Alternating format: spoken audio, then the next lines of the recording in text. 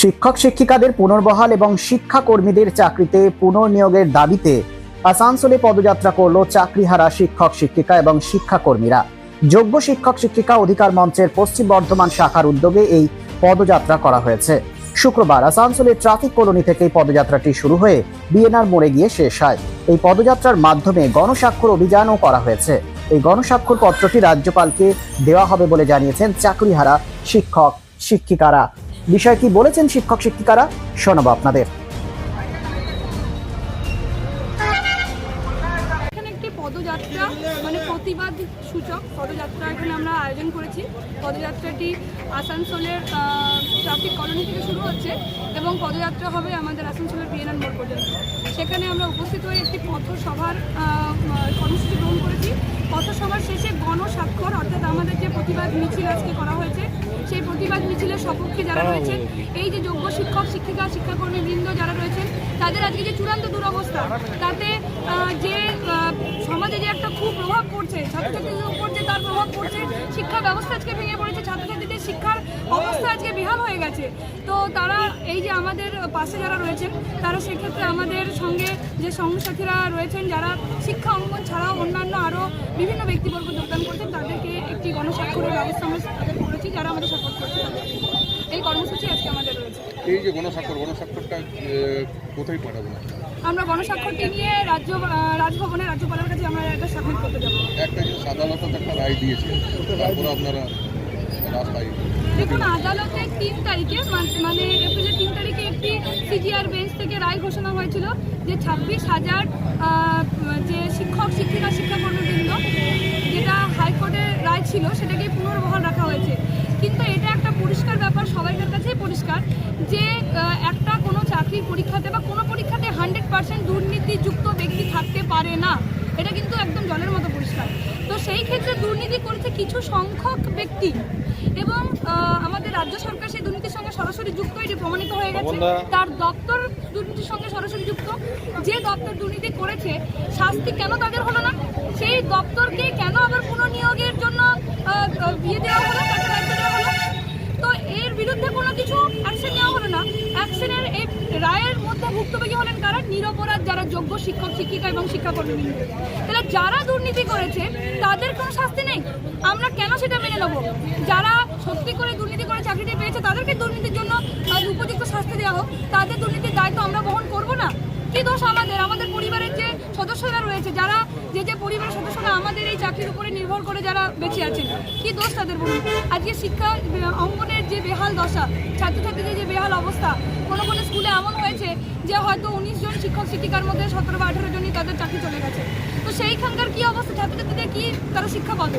তো এর জন্য কিন্তু আমরা সরকারের কাছে আমরা এটাই আমাদের একদম দাবি জানাচ্ছি যে আমাদেরকে সসম্মানে, যে সামাজিক সম্মান আজকে আমাদের নষ্ট হচ্ছে, আজকে আমরা সমাজে বেরোলে আমাদেরকে বিভিন্ন ব্যক্তি বিভিন্ন প্রশ্নের মুখে পড়তে হচ্ছে, কেন তার উত্তর আমরা দেবো? আমরা কি দুর্নীতি করেছি? তাহলে যিনি দুর্নীতি করেছেন তিনি আমাদের নির্দিষ্ট স্থানে সসম্মানে বহাল রাখতে হবে, আমাদের এটি তাদের কাছে দাবি। এবং আদালতের এই রায় যেটি স্ববিরোধী, যার মধ্যে অনেক মন্তব্য রয়েছে। আদালত কি বলেছেন? সর্বোচ্চ আমাদের ন্যায়ালয়, সেখানে যিনি আমাদের সর্বোচ্চ ন্যায়াধীশ রয়েছেন সিজিআই, তিনি বলছেন যে 26,000 শিক্ষক শিক্ষিকা শিক্ষাকর্মীদের চাকরি থেকে ট্রান্সমিশন করা হলো দুর্নীতির দায়ে। তিনি কি ভায়োলেশন দেখিয়েছেন? Article number 16, article 14 violation. তো আর্টিকেল 16 এবং 14-এ কি বলা হয়েছে? সমতা বজায়ের কথা বলা হয়েছে। তো তার রায়ে কি আমাদের প্রতি সমতা করা হলো? যারা যোগ্য শিক্ষক শিক্ষিকা, তারা তাদের দুর্নীতির জন্য যোগ্য শিক্ষক শিক্ষিকা কেন ভুল? আজকে কেন তাদের প্রতি এই অসম ব্যবহার করা হলো? তাদেরকে কেন ট্রান্সমিশন করা হলো? দ্বিতীয় কথা বলা হয়েছে যে একটা ক্লোজ টেন্ডার দেওয়া হয়েছে। তো একটি পরীক্ষার্থী ধরুন মাধ্যমিক বা এইচএসে পরীক্ষা দেওয়ার পর তার কি কাজ যে তার খাতাটা কোন শিক্ষকের কাছে ইভ্যালুয়েশনের জন্য পাঠানো হয়েছিল দেখে বলো না? সেটা তো তার কাজ নয়। তাহলে শিক্ষা দপ্তর কাকে দিয়ে ইভ্যালুয়েশন করিয়েছে, কাকে টেন্ডার দিয়েছে, সেটা আমাদের জানার কথা নয়। তার জন্য জবাব কে দেবে? এসএসসি দেবে, শিক্ষা দপ্তর দেবে, মধ্যশিক্ষা পর্ষদ দেবে। তারা পানিশমেন্ট পাক। এবং তিনি বলেছেন যে অযোগ্যরা 12% সুদ সহ তাদের মাইনে ফেরত দেবে, যোগ্যদেরকে দিতে হবে না। অযোগ্যরা পরীক্ষায় বসতে পারবেন না। এখানে তো পরিষ্কার যে এখানে অযোগ্য ব্যক্তি রয়েছেন আর এনারা যোগ্য ব্যক্তি, তাহলে কেন তাদের ট্রান্সমিশন হবে? কেন এটা আমরা মেনে নেবো? আমরা কিন্তু কোনোভাবেই এই রায় মানছি না। এই রায় হচ্ছে অত্যন্ত নক্কারজনক রায়। যার রায় যিনি দিয়ে থাকেন, সিজিআই দিয়ে থাকলেও কিন্তু অত্যন্ত নক্কারজনক রায়, ধিক্কার জানাচ্ছি আমরা রায়ের প্রতি। এই যে রায়টা হয়েছে, এরপর কি স্কুলে আপনারা ফিরবেন? দেখুন, স্কুলে ক্ষেত্রেও কিন্তু আমাদের এখানে অনিশ্চয়তা রয়েছে। কারণ এখানে গতকালের এমএ ফাইলে যে রায় ঘোষণা আছে সেখানে মাত্র 6 মাসের জন্য টেম্পোরারি বেসিসে, যেটা এমএ ফাইলে উল্লেখ ছিল, এবং কোনো রকম কোনো কিছু ইকুইটি আমরা দাবি করতে পারবো না, এই মর্মে আমাদেরকে ফেরানো হচ্ছে। আমরা কি এই মর্মে ফেরার জন্যই সরকারি চাকরির পরীক্ষাটা দিয়েছিলাম? আজকে আমরা এখানে উপস্থিত হয়েছি যোগ্য শিক্ষক শিক্ষিকা অধিকার মঞ্চের তরফ থেকে। যারা শিক্ষাকর্মী আছে এবং শিক্ষক শিক্ষিকা যারা আছে তারা আমরা এখান থেকে পদযাত্রা করব বিএনআর পর্যন্ত। এবং কালকের যে রায় আপনারা দেখেছেন, যে কালকের রায়ে আদালত কিন্তু নিজেই 14 নম্বর এবং 16 নম্বর ধারা উল্লঙ্ঘন করেছেন। তারা শিক্ষাকর্মীদের নিয়ে কিছু বলেননি। কেন? তাদেরও তো সংসার আছে, তাদের নিয়ে কেন? একটা স্কুল চালাতে গেলে যেমন শিক্ষক শিক্ষিকা দরকার হয় সেরকম শিক্ষাকর্মীদেরও দরকার হয়। তো আমরা কালকে দেখেছি এই রায়ে আমরা একদম সমর্থন করছি না, এবং আমরা এরপরে রিভিউ পিটিশন করব, এবং রিভিউ পিটিশনে যাতে সরকারকেও অনুরোধ করব, বা সরকারের উপর দায়িত্ব যে সরকার কিভাবে রিভিউ পিটিশন করে আমাদের জিতিয়ে আনবে। কারণ কি দুর্নীতিটা কিন্তু সরকার করেছে, এটা সবাই বুঝতে পারছে পশ্চিমবঙ্গের মানুষ। কিন্তু সেই দুর্নীতিটা করার ফলে আজকে আমরা যোগ্য শিক্ষক শিক্ষিকা এবং শিক্ষাকর্মীরা রাস্তায় নেমে গেছি, এবং এই রাস্তায় নামাতে বাধ্য করেছে কে?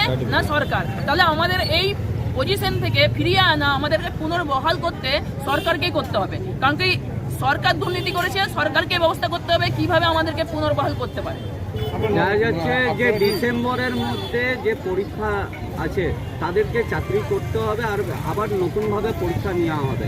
দেখুন, আমরা কোনোভাবেই পরীক্ষা দিতে চাই না। আমরা চাই যে ওএমআর সিট যেটা আছে সেখান থেকে রিপ্যানেল হোক। কারণ কি আমরা তো একবার যোগ্যতা পরীক্ষা দিয়েছি, সেখানে ইন্টারভিউ হয়েছে, সেখানে ভেরিফিকেশন হয়েছে।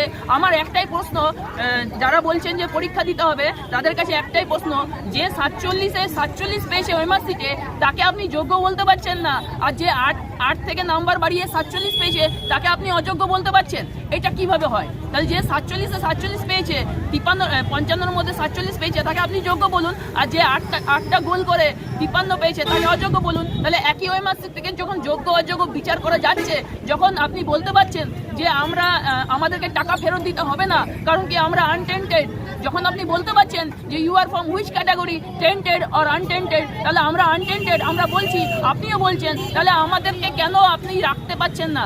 আপনি যে ওএমআর সিট দেখে বিচার করছেন যে এরা যোগ্য এরা অযোগ্য, সেই ওএমআর সিট দেখেই ফিল আপ হোক, সেই ওএমআর সিট দেখেই রিপ্যানেল হোক, তাহলে তো হয়ে যায়, সমস্যার সমাধান হয়ে যায়। এবং যেগুলো যারা টেন্টেড ছিল তাদেরকে বের করে দিয়ে তাদেরকে অবশ্যই, আমি মুখ্যমন্ত্রীর কাছে আশা করছি যে তারা অবশ্যই টার্মিনেশন লেটার দিক, তাদেরকে শীঘ্রই টার্মিনেশন লেটার দিয়ে বের করুক এবং যোগ্যদের হয়ে কথা বলুক, এটাই আমরা চাই। শারদোৎসব মানেই পোশাকের বৈচিত্র্য, আর পোশাকের বৈচিত্র্য মানেই ঘাটি ক্লথ স্টোর্স। আসানসোলের 122 বছরের প্রাচীন সুনামের সাথে পরিষেবা দিয়ে আসছে ঘাটি ক্লথ স্টোর্স। ঘাটি ক্লথ স্টোর্সে আপনি পাবেন সর্বভারতীয় শাড়ি যেমন বেনারসি, বালুচুরি, স্বর্ণচুরি, কাঞ্জিভারাম, পচনপল্লী, পৈঠানি, জারদৌসি, তাঁত ও বিভিন্ন ধরনের ফ্যান্সি শাড়ি। এছাড়াও চুড়িদারের পিস থেকে শুরু করে কুর্তি সহ বিভিন্ন সামগ্রী, পুরুষদের বিভিন্ন ড্রেস ম্যাটেরিয়াল, শুটিং সেটিং, তসরের ধুতি, পায়জামা থেকে শুরু করে অন্যান্য পোশাকের সম্ভার। এখানে আপনি পাবেন একদম উচিত মূল্যে আপনার প্রয়োজনীয় পোশাকটি। নমস্কার, শারদীয়া উপলক্ষে সকল নগরবাসীকে আহ্বান। মা আসছেন, দুর্গাপুজো এসে গেল, তার সাথে ঘাটি ক্লথ স্টোরসও প্রস্তুত নতুন বস্ত্র সম্ভার নিয়ে। আপনাদের সবাইকে জানাই সাদর আমন্ত্রণ। ঘাটি ক্লথ স্টোরস, বাঙালির সঙ্গে বাঙালির রঙ। 122 বছর ধরে সুনামের সাথে পরিষেবা দিয়ে আসছে ঘাটি ক্লথ স্টোরস। তাই আর দেরি না করে আজই চলে আসুন ঘাটি cloth stores, 22 GT road, below hotel শ্রদ্ধাঞ্জলি, অপোজিট ক্যাথলিক চার্চ, পাঠক বাড়ি, আসানসোল। Phone number 8389950456।